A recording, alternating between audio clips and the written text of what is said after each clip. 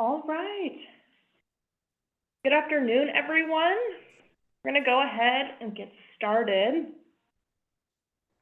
So on behalf of the Environmental Finance Center Network, welcome to our webinar today on communication strategies for water quality management planning, framework to action. This webinar is being hosted in collaboration with the Cape Cod Commission, the town of Sandwich, Massachusetts, and the Southeast New England Program, or SNEP network. My name is Avery Davis from the Syracuse University Environmental Finance Center. I will be facilitating our discussion today. We have about 40 minutes of presentation and video to show you all, and then we'll wrap up with a bit of discussion that we hope where we can get the audience's experiences and perspectives on this topic. But before we begin, we're going to go ahead and go over a couple housekeeping items, and then we will jump into it. By now, most of us are familiar with Zoom. There will be points throughout today's session where you will be able to ask questions or interact with the speakers. You will have the option to mute or unmute, use the chat, or use reactions. If you wish to unmute to ask your question or make a comment, we ask that you raise your hand using the Reactions tab, pictured here on the right on the screen. Otherwise, we ask that you stay on mute throughout the presentation today so we can preserve audio quality. And if you experience any technical difficulties while navigating Zoom today, feel free to message me or my colleague, Kristen Crew, directly in the chat. And then we'll troubleshoot if needed. Today's session has not been submitted for pre-approval of continuing education credits, but eligible attendees will receive a certificate of attendance for their personal record. So to receive a certificate for the session, we ask that you attend the entire session and register and attend individually using your real name and unique email address. Certificates will be sent within 30 days of the webinar date. And if you have any questions or need assistance with those, please contact us at smallsystems@syr.edu.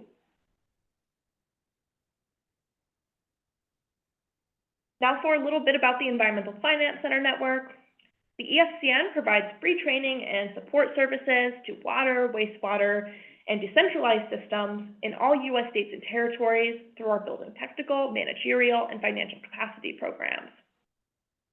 If your community or utility needs assistance with drinking water or wastewater system management, please feel free to contact us through our request form, which I will be sharing, or my colleague will be sharing shortly in the chat.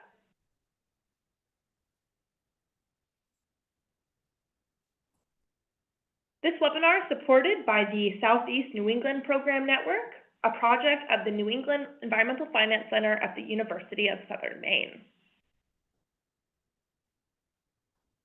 The SNEP network is a collaborative network of partners that provide training and assistance to municipalities, organizations, and tribes to advance stormwater and watershed management, ecological restoration, climate resilience, and access to funding and financing in Rhode Island and Massachusetts. To learn more about the SNEP network, visit snepnetwork.org. We'll be sharing a link into the chat for that website as well. Now to introduce our speakers for the day, I would like to introduce Tim Passakarnas, who is a Water Resources Analyst from the Cape Cod Commission. Also joining us today is David Mason, the Wastewater Program Implementation Manager and former Director of Public Health from the town of Sandwich, Massachusetts. So Tim, welcome, and I will hand it over to you. All right, thanks, Avery. I will take just a second here to get the slideshow shared. Okay, hopefully everybody can see the cover slide. Looks like it. All right, so I'm going to present a little bit about basically a generalized framework that was created originally for water quality planning that formed the basis for then what Dave is going to talk about and more specifics. But first, to get started, I'm going to talk very briefly about the, here we go, if I can advance my slide. So Cape Cod Commission, sort of who are we, what do we do? Cape Cod Commission is a branch of Barnstable County government, and Barnstable County is basically county made up of the 15 towns that make up Cape Cod. So we're a branch of that county government. We're also a regional planning agency. And so our mission is to protect, this whole spiel, to protect the unique values and quality of life on Cape Cod by coordinating a balanced relationship between environmental protection and economic progress. Anyone who's been to the Cape knows the environmental resources are a huge part both of the Cape's character, but also they drive the economy that supports the Cape. And so as a regional planning agency, as county government, what the commission actually does, a lot of things that look sort of at a regional kind of county-wide focus, things like the regional policy plan, other regional plans. But we also do provide direct technical assistance to the towns. So we sometimes work one-on-one with towns or with multiple towns in a more kind of focused manner. And I bring that up because today, what we're going to talk about today is a little bit of an intersection between two of those. So it sort of began with a regional plan and then some outreach from the town of Sandwich and evolved into kind of this one-on-one technical assistance specific for the town arising from a regional plan. So here are some examples of the types of regional plans that the Cape Cod Commission does. The regional policy plan, which governs a lot of the way that we focus our time and effort. But one of these in particular that I want to focus on is the 208 plan and sort of the lower center of the screen. So this was the 208 refers to the Clean Water Act, Section 208. So this is a water quality management plan for like the whole area of Barnstable County, Cape Cod, which, as you can imagine, it's a big undertaking. What's interesting about this is if you zoom in real close, kind of small text, you'll see that this is actually an update to the 208 plan. So the original 208 plan for Cape Cod was written in 1978. And it identified a number of threats to the coastal water and other water resources as well. And so the 208 plan that's on the screen was produced almost 10 years ago at this point, and it identified a lot of the same things. So clearly there's been, over the span of 30 or 40 years, some sort of disconnect between a water quality concern and action to address it. And that was really what this 208 plan update was focused on, was on accelerating action to basically stop the decline in coastal water quality and then eventually move towards restoration and improvement. What's interesting about this, it's a regional plan, but the responsibility for making those changes, for implementing projects and taking action fell on the towns. And so out of that kind of came a request, and I think Dave can speak to this better, a request from the town of Sandwich to help develop some ways to communicate the need for a plan and to really get, there's been no shortage of well thought out plans created in the past, but ultimately those plans never came to fruition. And so really there was a need to bridge that gap between plan creation to implementation. All right, so let's start out. Why was a communications plan needed? What were the sorts of things that would cause risks and potential problems identified several decades ago to go more or less unaddressed? Well, a couple different things. There seemed to be agreement on the problem, right? Everyone is sort of observing our coastal waters are changing. They're not changing in a good way. But agreement on the causes and the solutions for that was a little bit harder to come by. There was also certainly some sentiment about, what I'm doing in my backyard, seems to be working. So why change? What is the cost of doing nothing? And the cost of doing nothing, perhaps was not well captured, even though it was being realized with clear environmental, ecological, habitat impacts, but also economic impacts as well that just weren't very understood. And then when it came to the types of solutions that were historically proposed, there were a lot of questions about the equity of those solutions, the costs, and their effectiveness. And really, to like boil this down into a gross oversimplification, if you take a lot of uncertainty, you attach a large price tag to it, and then you put it up for a vote at town meeting, it's going to be really hard to get support and get it to pass town meeting. And that was something that happened in handful of towns throughout Cape Cod. So that's why we need a communications plan. Okay, so because we're the Cape Cod Commission, we love to have goals and objectives. So starting with the goals for the communications plan, right? So I don't think at any point there was sort of a lack of information about the problems or the solutions, but it wasn't getting to the right people in the right form. So we want to increase stakeholder knowledge, sure, but really we want to make sure people are getting complete and appropriate information. They're not getting sort of bits and pieces, perhaps out of context, perhaps mixed in with other things.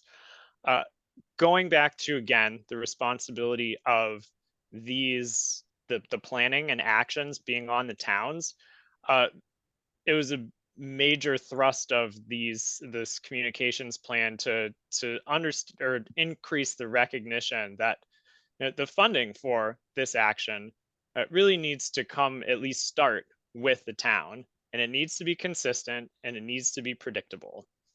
And that by involving people throughout the community in the process of developing the plan, of developing how the plan is going to be financed, you build trust, you build buy-in, you hopefully get the support you need at town meeting.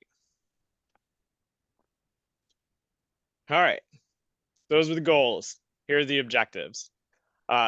First off, one of the most critical things is to establish a single voice for municipal communications, to make sure, because these are complicated plans, complicated topics, you want to make sure everyone is getting the same information. And so that's why that single voice is critical.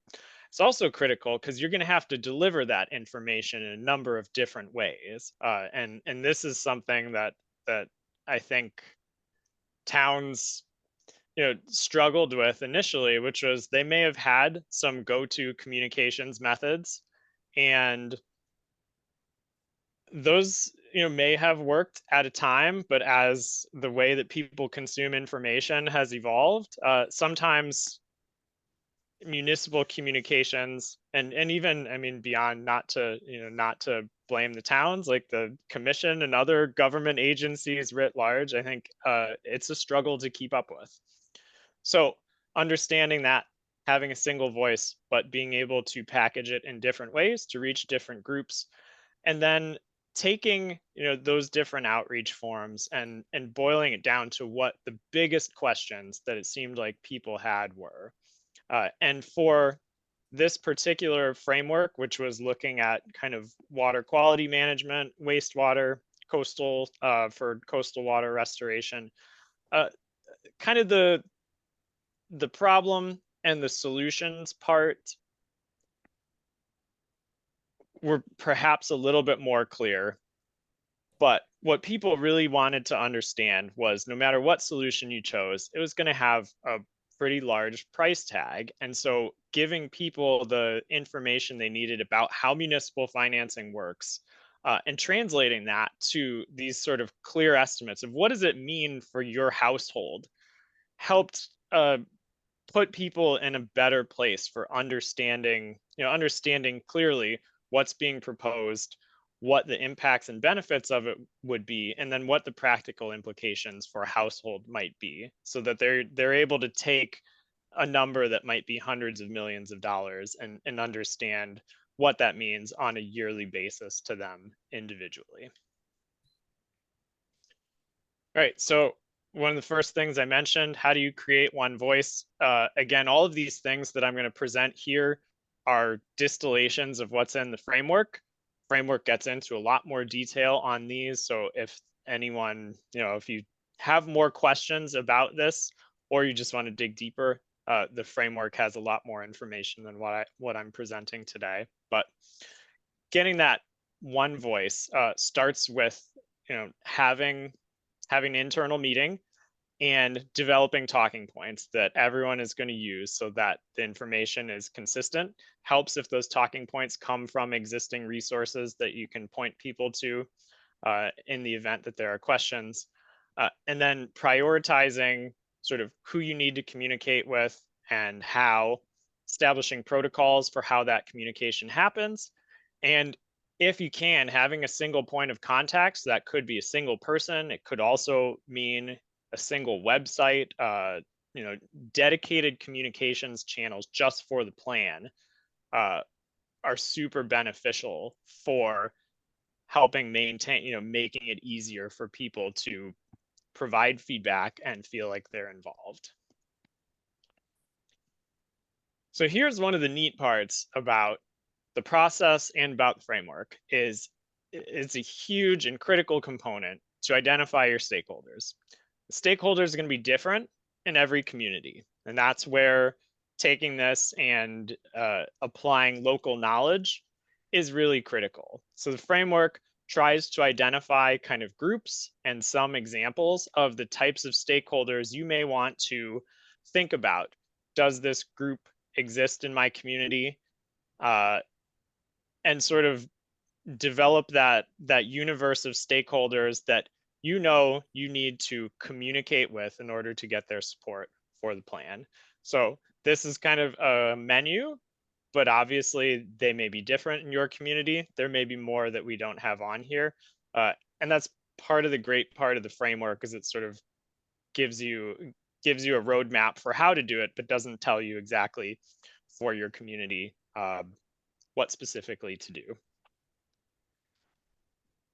And then once you've got your list of stakeholders, for each stakeholder, you want to ask some questions about their current role, about where specifically in the plan they might be interested, they may want to provide input, or they may want to participate. And then for each one of those stakeholder groups, what of the key messages are they most concerned about and that you need to make sure to communicate? And then when you're doing that communication, there's a number of ways that were identified through this process to improve the engagement. Again, we kind of highlighted before that diversifying outreach platforms, so people tend to consume information in different ways, and trying to tailor your methods of delivery to different groups will likely have a better result in terms of uptake and engagement. On Cape Cod, there are a number of languages spoken, and if you're not providing translation services, you're not going to get good feedback. So again, this is where that local knowledge, being aware of who is in your community and any preferences or barriers to communication can be really critical. Being transparent throughout the process, I think just helps to keep that engagement level up. If people feel involved, they know that they're part of the process and they feel like their input is being listened to, they're more likely to stay engaged. And then it's an ongoing process. So with each one of these stakeholders, it's not sort of a one and done thing. There may be repeat messages, there may be multiple meetings, multiple workshops. And again, all of these things may have to be felt out kind of on an individual basis. All right, so with all of those things, how do we stay on task, right? This is getting kind of complicated even just with what I'm showing. And if you look at the actual specific plans, it gets down to a much greater level of detail. So part of the communications plan involves developing a timeline. And really the way that starts is by identifying kind of a key endpoint. So this might be a town meeting, it might be some sort of deadline to make a decision or to get a vote. And then working backwards from there to figure out, okay, if we have a town meeting, we may have a deadline for when we need to have warrant articles. At this point, when you're creating, you're creating those things for your, whatever the final event is, hopefully you've begun outreach already, but you're continuing outreach as materials are developed, as things evolve.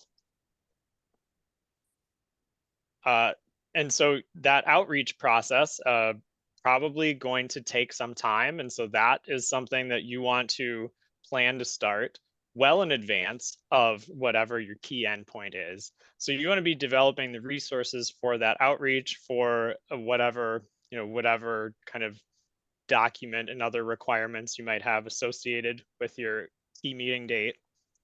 And then working back from there, right? Giving yourself enough time for those internal meetings to develop talking points, to do all of those sorts of things that you will need to have in place prior to outreach. And then once you do all that and you get through, hopefully you get a yes vote at town meeting, or if you have a different sort of government, you get a positive result. And then you have to go back and say, okay, what worked, what didn't, because the job isn't done then. Certainly with these water quality management plans, we're talking about plans that span decades. They often have adaptive management components to them, which means that they can change over time. And so as you have plan changes, as you have those sorts of things, you're probably going to have to go back to this communications plan and re-engage as needed. Just to give everyone a sense of what sort of these high-level things that I've put up on screen so far look like. This is a page from the Sandwich Communications Plan showing for a single month for March what it can look like at a very granular level, where you have the meetings that you're going to have that month listed out. Is there a public workshop? What important date applies to this month, with links to the other sorts of guidance for all of those sorts of things. And this is a complicated thing, but as we're going to find out from Dave, it sounds like it's worth getting to this level of detail so that you can be prepared and be engaged in the consistent manner that you need to. All right, so putting it all together, we've got all of those things. We've found our stakeholders. We've developed our talking points. We've got a timeline and everything. Well, how can you use it, right? So the framework was originally developed for water quality management planning. And that's kind of what the Sandwich framework addressed. We have a general framework, which we have a link to. It's also been adapted to coastal resilience planning. So it was used in the town of Bourne to do a communications plan for a coastal resiliency bylaw. We've also discussed it in the realm of stormwater, around developing stormwater enterprise funds. And really, you could think about using it for any sort of local regulation or bylaw updates. So it's a framework which is designed to be adapted and modified. And there are a couple of other neat examples of using this that even I wasn't aware of, that Dave is going to talk about in a little bit. And so with that kind of the high level overview of the framework, I think we'll turn it over to Dave now, and he can talk about getting into the specifics of how you actually use it. All right, thank you, Tim, and thank you for the trip down memory lane. I almost feel like we should back up your presentation, and I should just talk along with it as we go. And so the biggest challenge, that we had approached the commission with was, again, one, the adoption of our comprehensive water resource management plan.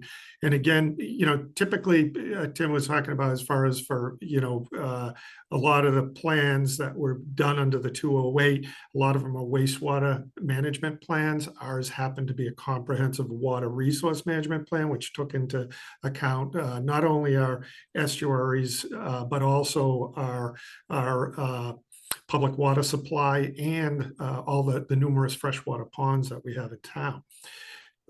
So we, I guess the first thing that we ended up in communication with the commission was we had a number of sit downs, which I'll call interviews, really, as far as to get us, focus interviews to get us to identify what our intentions were, what the project is, what we were trying to achieve, what our knowledge was of the community. Tim spoke to the stakeholders as far as what we believe the stakeholders were in the town, the amount of effort the town was willing to put into this. Really what we had available for resources was a conversation and resources and time in order to implement this, and what we had for communication resources in the town, and for financial resources also to work with this. As far as one of the benefits in the beginning was the conversation with regards to the stakeholders, because there's a tendency to live in a bubble sometimes and not, you tend to do the prescribed work. You do a meeting, you use the newspaper, and figuring that, or a selectmen's meeting where information is being presented, and is that effective? And so when we started having conversations about stakeholders and expanding it, and realizing that we have homeowners associations associated with ponds, the Realtors Association in town, one that we never really tended to include, but had a huge voice in the community with various topics. And then also just our school system to utilize that also as a stakeholder in a communication piece also. But the other part of it was really, as part of understanding how the town receives information, and based on the developing social media and utilization of social media. If we look back a number of years now, there were a number of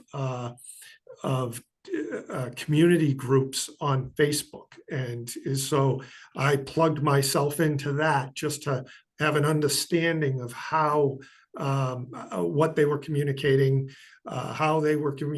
what issues there were, what was lacking, in many various town topics, not just the water resource topic, just to understand how we functioning as a town, in getting that information out.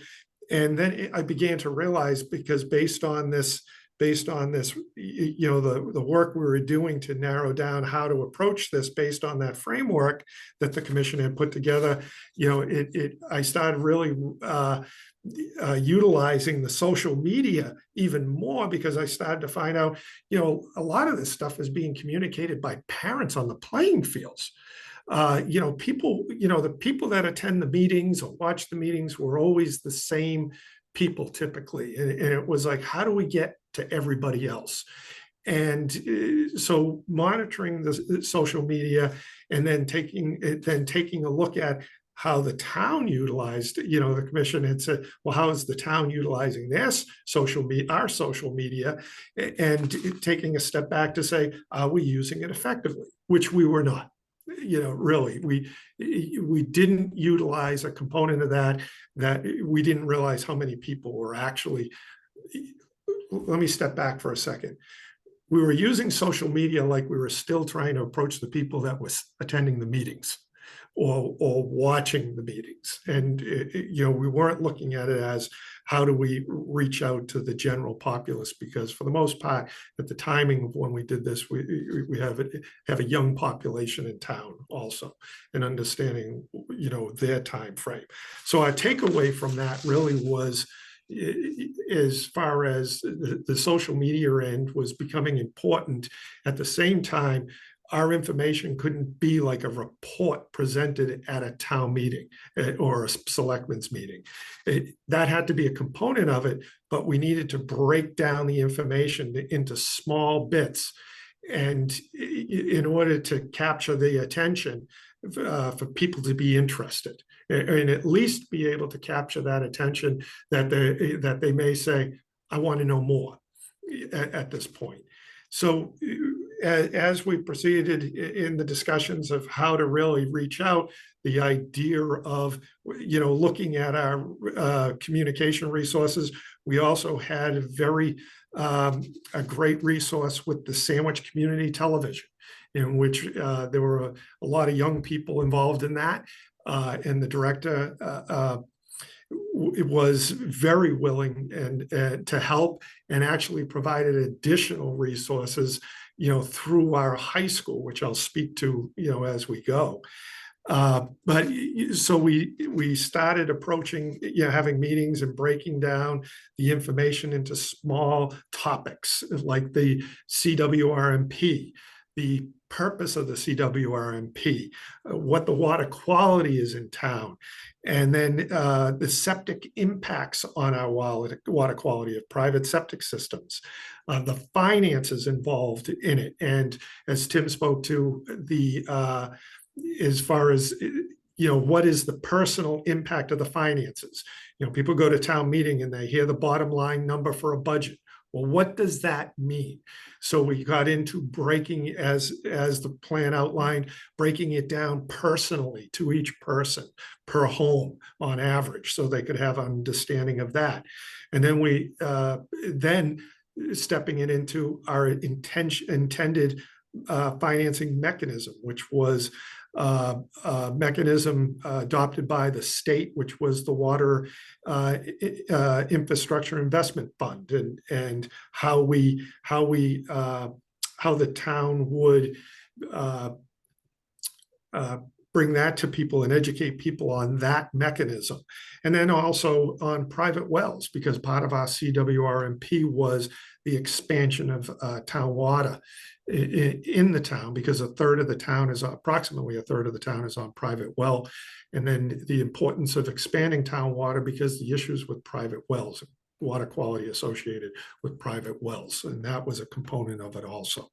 So Sandwich TV became a big component of the development of our videos, these snippets that we had prepared, and we partnered with some students at Sandwich High School, in which they had a fantastic computer graphics class and animation, and that there were some individuals interested in that.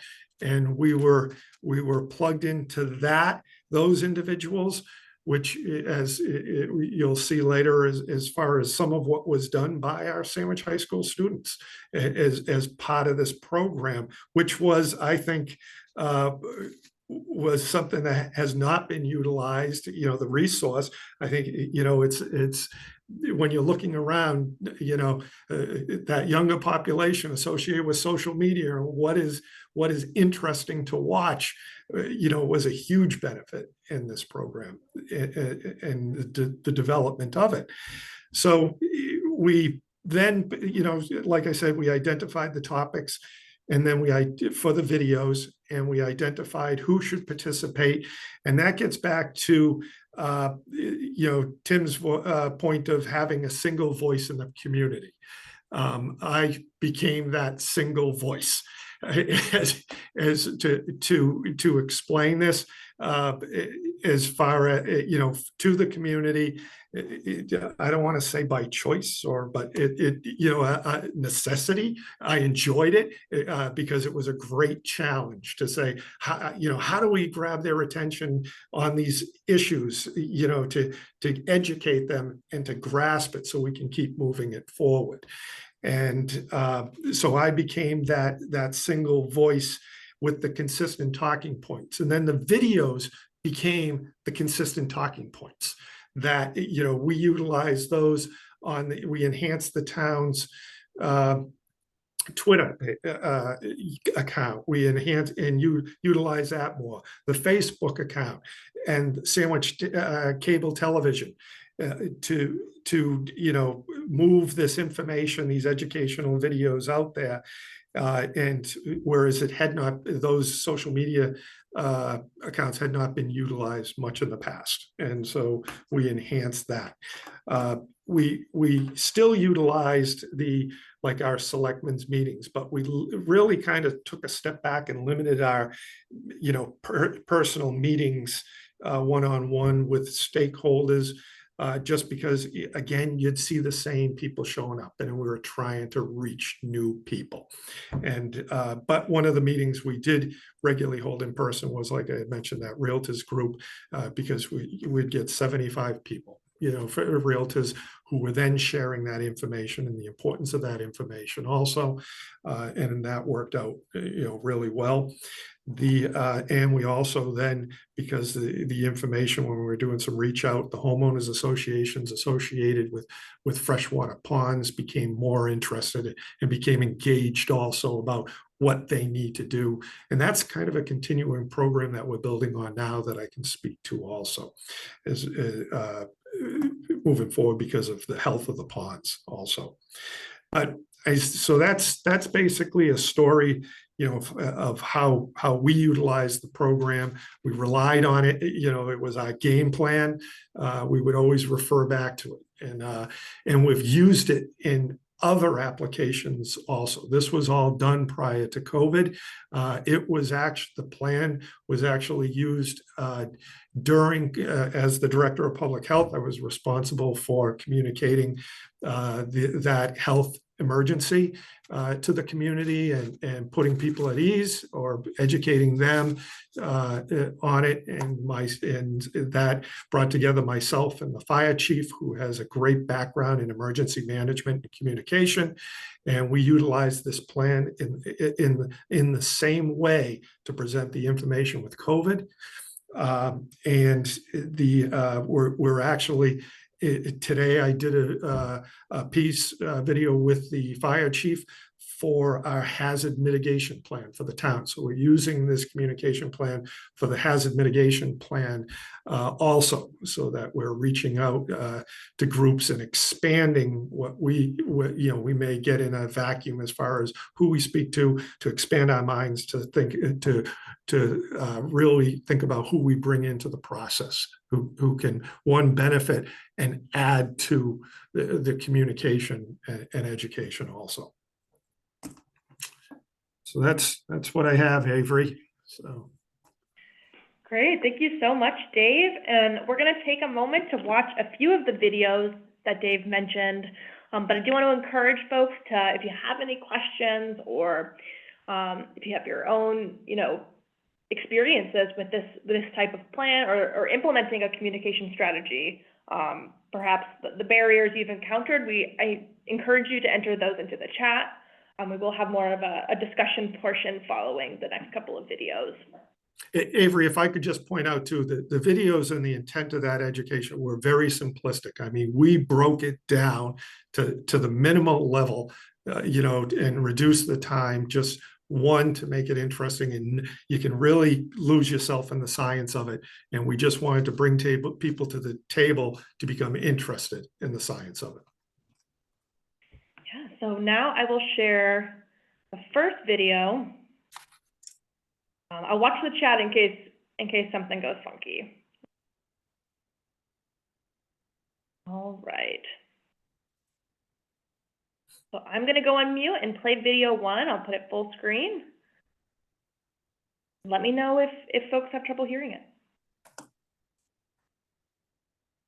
I'm David Mason. I'm the Director of Public Health for the town of Sandwich, and I'm also the Program Coordinator for water resource protection in the town of Sandwich. Approximately 10 years ago, the selectmen had asked that I initiate the Massachusetts Estuaries program in the town of Sandwich, which was looking at our estuaries and determining if there were impacts on our estuaries from nitrogen. Nitrogen is the biggest issue in our town, which affects our public water supply, our ponds, and our estuaries. After the Mass Estuaries program was completed, we initiated the Comprehensive Water Resource Management Plan. The development of that plan involved the Town of Sandwich Selectmen, the Conservation Commission, the Planning Board, the Sandwich Water District, and the Sandwich Board of Health, and members at large. That plan identified the issues within the town of Sandwich and how we needed to address the protection of our water resources. And in doing so, the protection of our water resources, we were looking at protect the drinking water supply for the future, how we deal with our abutters and their estuaries, how we finance that, and how we achieve economic development through this program also. So over the coming weeks, as we go forward, we will be discussing various topics with you to inform you and educate you on what this issue is and how nitrogen impacts us negatively and how we're going to fix it for the future.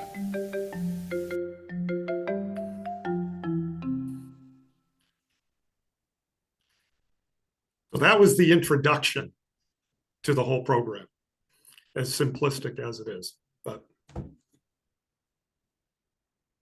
yeah, and what I love about that one is you really, you introduce the problem, you invite the public to follow along and to stay tuned in. And then I shared a link to an article. There are a number of videos. We're only going to watch a couple of them, but they really did, keep folks informed throughout the process. Anything else you'd like to? I look at that and I think back of the students that were involved in it, as far as I just gave them the communication piece. They developed the animation and the graphics associated with that on their own. And I didn't guide that. And, I had a chance to review it, but there were very little changes, but they did a great job to pick up what the problem was and how to display it. So. Yeah, I'm going to show one more video. The next one it's called, so it's video 10. It's a post-special town meeting follow-up video. So what's nice about this one is that it was released after a special town meeting where Dave discusses the wastewater infrastructure investment fund, which was set to appear on the ballot later that year. I will share that video now.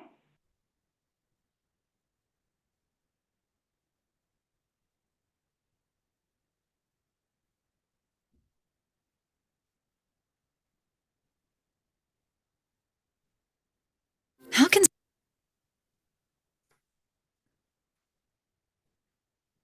Sorry, y'all, I'm struggling to see past the Zoom toolbar. I'll get to it. There we go. Video 10. I'm David Mason. I'm the Director of Public Health for the town of Sandwich, and I'm the Project Manager for the Comprehensive Water Resource Management Plan for the town. And I've been working on that plan for a number of years, and this past town meeting approved the funding mechanism, the Wastewater Infrastructure Investment Fund for the CWRMP. And they approved it to put it on May's ballot this coming May in 2019 for a vote. So I'm providing some education regarding what the WIF, or the Wastewater Infrastructure Investment Fund, will provide and the intent of it. And the key word in that is investment. And what we're looking to do is invest in our water resources, the protection of our water resources. So this is a true investment for the future. So what the WIF will pay for is the expansion of water lines through the town, because approximately 1/3 of the town is on private wells.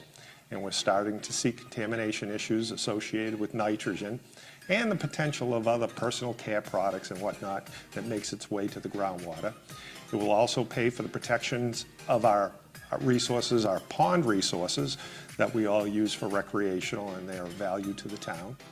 It will also allow the development and combined development of wastewater infrastructure that the schools will be able to utilize, and commercial-based and residential-based, and that will occur in the downtown area of Sandwich and the historic district, and in the Mid-Cape area, or what we refer to as the South Sandwich Village and the Jan Sebastian Drive area.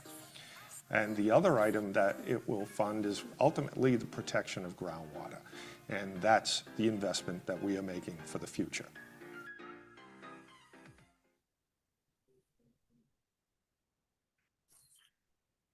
So that was a component of that I didn't speak to earlier, but I did a little. But the WIF, the Water Infrastructure Investment Fund, was a funding mechanism put together by the state of Massachusetts. We were actually the first town to adopt that in the Commonwealth. It required approval at town meeting, and then you had to wait a number of months and then put it on the ballot. So the challenge with that was, one was the education of it prior to the town meeting to get people to support it. And then two, to remind people about it for the ballot. Because you're waiting 4 months, now all of a sudden they're going into the ballot. Those who attended town meeting may not go to the voting booth. So we had to continue the efforts in order to keep it in the forefront of people's minds in order to get it to pass. And that was the biggest concern that we had. We can get it at town meeting. That happens many times in this process of town meeting. You can get a lot of things passed at town meeting, but if they do require a vote, many times more than not, they fail at the voting booth. So this was the challenge. And then, so what we did is it did pass in the voting booth, and the WIF fund provides for $86 million over 35 years for the town of Sandwich for the water resources. Thank you, Dave. And I see a related question in the chat too, actually. Looks like Margarita's wondering, if you had contracted this out, how much do you think it would have costed the town? I think well, that's a tough one. I don't know, Tim, if you have, if you've done communication pieces in the past, if it wasn't for the students, we could probably be looking upwards of, 30,000, 40, maybe, just because of, the time associated and the professionals to become involved, for the number of, I'm thinking for the total number of videos that we had done. So we were fortunate that way that it was the resource that was readily available.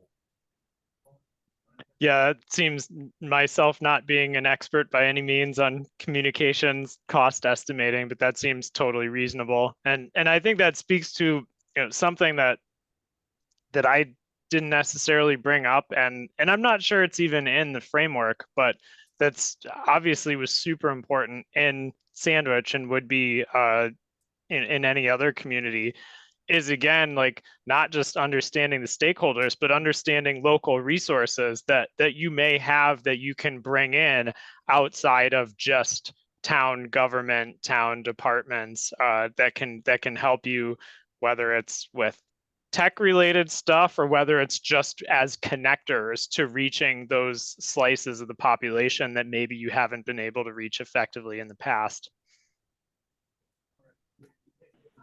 No, that's a great point. I think, a lot of the communities we tend to work with are those who don't have the capacity to contract these things on their own. So I know there's a tons of like technical assistance providers out there that, beyond just those more technical supports, would love to support an initiative like this: video creation, flyer creation, even hosting some of these meetings. There's definitely a role there. And there is free or low-cost support if you don't have that within your own community. Great. So now we only have about 10 minutes left. We're going to transition to a few questions. So I'm going to first toss the first one to Tim. So I'm wondering, why might you need to continue to educate and re-educate the public to maintain support throughout a project? Yeah, so certainly one of the things that we've observed kind of at the regional level and hearing from the town of Sandwich and from other towns as well that are all in various stages. Some are still in the planning stage, whereas others are actually, they have a plan and it's in construction right now.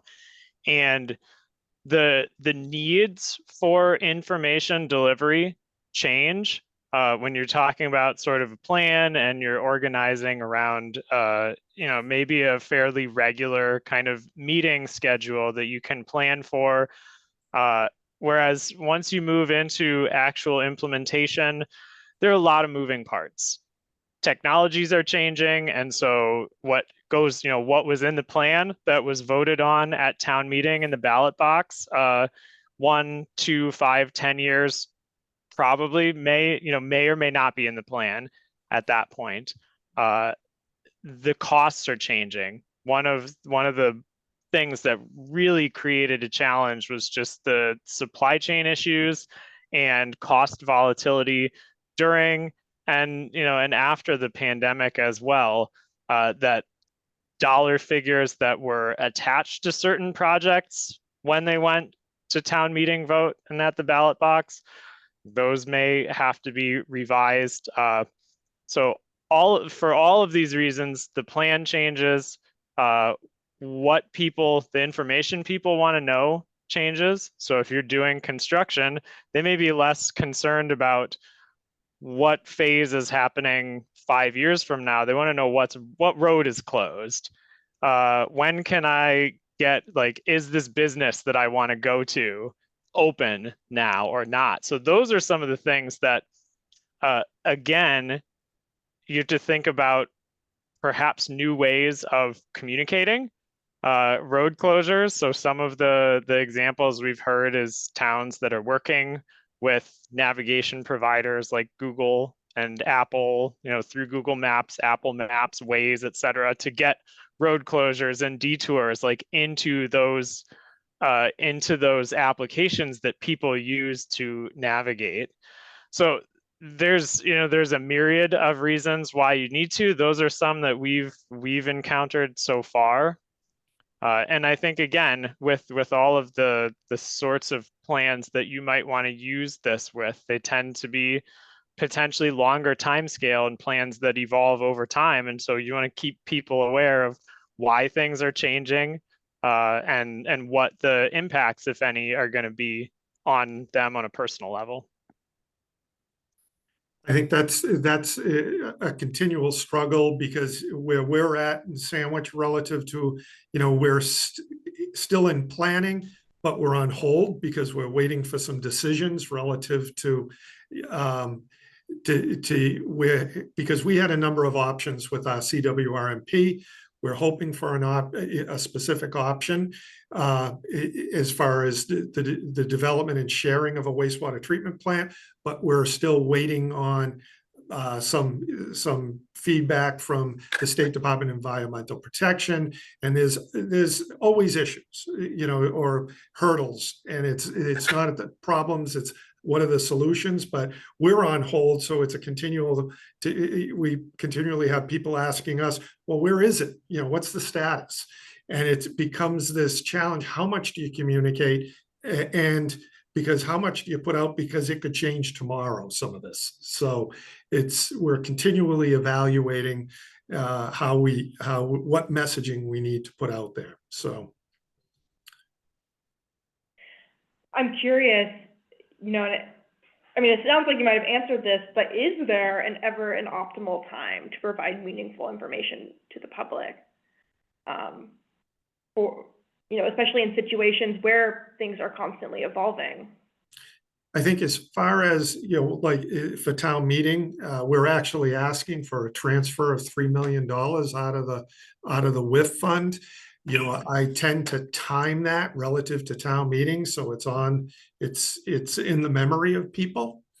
As far as we will do another short video that will have a whole introduction, what we're doing, why we're doing it, just to go over it again. You kind of have to back up a little to go forward a little.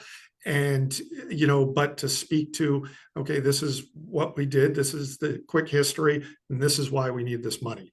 And in terms of timing of this specifically, it's just, I want it, to put it out just weeks before town meeting, so it's fresh in people's minds, so they understand, when they walk into town meeting, they remember that. But, as far as others, is timing appropriate? It's a continual evaluation. If you put something out there, based on, some of the issues you're dealing with, it could be obsolete in a week. And so it's a matter of juggling that timing in order to get the right information out, so you're not backing up. Great. Is there anything you'd like to add to that, Tim? No, I think I would defer to Dave on that, because he's had the firsthand experience with kind of the pluses and minuses of different both timing and frequency of messaging. Yeah, and again, we're sticking to the plan. We're sticking to the single voice. We're following all those issues. Just some of it becomes what's the best timing to get it out, as you spoke to, and that varies by issue and community. So. There's a couple questions coming in. So first one, I think, might be in regard to the video, and I apologize that I didn't get to this one before, Margarita. She asked, did the commission or the town develop a standard methodology for calculating the benefits of avoided costs in the future? So I think correct me if I'm wrong, but I think by utilizing, the local high school, did you ever create a methodology for looking at those avoided costs? Actually, I meant, sorry, I don't know if you want people to speak up. I think that was my first question, but the second question was about when you try to present the benefits of going forward with this expensive plan. The idea is to be able to say, it's not going to cost so much to address the problem in the future. And this is how we calculated that. So sorry if I wasn't clear. No, so understood. I think as far your question is excellent and well taken. I think we had the approach of, we didn't calculate the actual dollar. We calculated what the change would be if we didn't address it. We basically, as far as the issue is sustaining quality resources, protecting our estuaries, protecting our groundwater, and protecting our recreational waters. And if we fail to do that, they're going to degrade. And is there the ability to put a number on that? Sure. I know that there's been work looking at, the impacts of real estate value relative to pond quality. We're aware of that, but I think, some of it just, if it gets too in depth, you lose them. You lose the interest. There's people that like those numbers, but overall, you tend to lose who's listening. Yep, and that was something that was prepared as a component of the 208 plan, so outside the communications framework, but there was some economic work done on, not so much on, what are the costs avoided of, say, implementing a plan now versus implementing a plan at some point in the future, but what are the costs of doing nothing and putting some value to that. And I think that was, I think just putting a number on it and saying, hey, like, business as usual costs something, it's not free. I think that message alone was effective enough And I think also, with you had spoken, Tim, to the availability of resources or the supply chain. If you look back at the cost of laying a mile of sewer pipe, 6 years ago versus what it is now, you see that cost. I think we communicate that regularly. People understand that. So to do it today is cheaper than to do it 10 years from now, really, also. Great, thank you. And thank you for clarifying your question as well. And we absolutely welcome, unmuting if you're more comfortable saying your questions out loud. That is absolutely welcome. All right, so there are a couple more questions. We are at time. I have a few minutes to stay on if our presenters both do as well. Looking for confirmation. Yeah, I can stay on for a few minutes as well.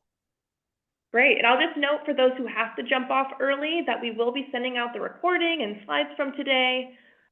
So those will come via email, and then we also have a post evaluation that should pop up right after the session. So we ask that you complete that and give us your feedback. So now we will get to some of these other questions. So I see one from Kristen. I'm curious if you know how many other towns and in what context are using the Commission's communication framework. Yeah, hi, Kristen, great question. I don't off the top of my head. What I do know is that the generalized communications framework that was linked earlier, so that was at the request of another town, not Sandwich. So from kind of the wastewater, water quality management side of things, probably at least one more, though I'm not sure if to what level they've taken that framework and customized it to their specific community. The other example that I showed during my presentation for the coastal resiliency bylaw, I know there have been a handful of those that the Commission developed. So those are the ones that I'm aware of. So maybe somewhere at least 4 or 5 and possibly more. And again, in the kind of wastewater, water quality management, and coastal resiliency bylaw, those are the 2 specific ones where I've at least seen them used already. Great, and there's another question from Anya. How were the video scripts developed and by who? Currently working on a similar storyboarding for the Long Island Sound Studies CCMP. This has been an awesome webinar. Thank you, Anya. I'll pass that to Dave. That was me.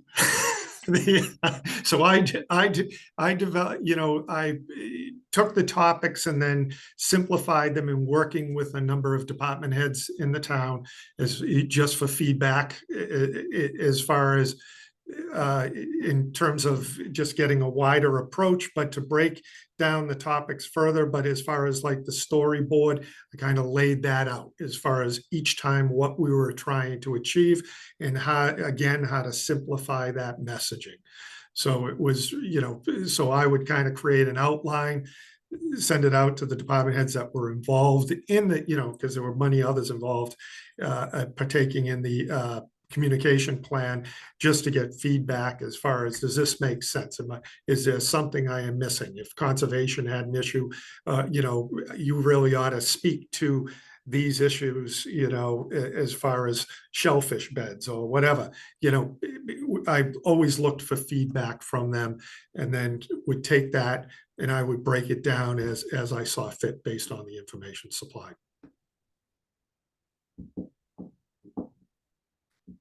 Great, and that was our last question. I'll give a moment in case there are any other questions before we wrap up for the day.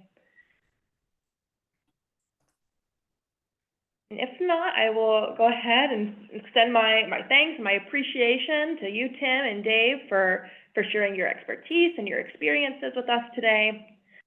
Following this webinar, all attendees are going to receive an email with the slides and the recording. We also ask that you complete our short evaluation, letting us know your honest feedback. It helps us improve these sessions and really make sure that they're on topics that are important to you.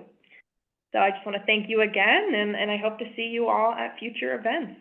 And Tim or Dave, would you like to say anything else before we close for today? Thank you, Avery and Kristen, for hosting this. Thank you very much. It was enjoyable. So, Yeah, I'll second that as well. And certainly if any questions pop up after the fact, we're happy to take them via email or whatever and connect you with any of the resources we talked about. and I'm available for the same also. Great, and feel free to, if there's any questions that come up after the fact, feel free to drop those in the evaluation as well, and we'll forward them. Thank you all, take care. All right, everyone. thank you.